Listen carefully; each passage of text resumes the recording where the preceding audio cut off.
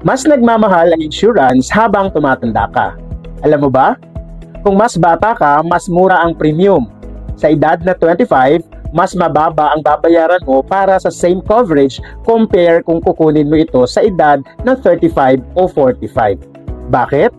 Because you're healthier and at a lower risk. Pero kung palaging saka na, every year you wait, tumataas ang premium. Plus, the risk of being uninsurable due to health issues. Start early, save more. Kasi kung hindi ngayon, kailan pa? Gusto mo bang mag-lock in ng mas mababang premium habang bata ka pa? Mas nagmamahal ang insurance habang tumatanda ka. Alam mo ba? Kung mas bata ka, mas mura ang premium. Sa edad na 25, mas mababa ang babayaran mo para sa same coverage compare kung kukunin mo ito sa edad ng 35 o 45.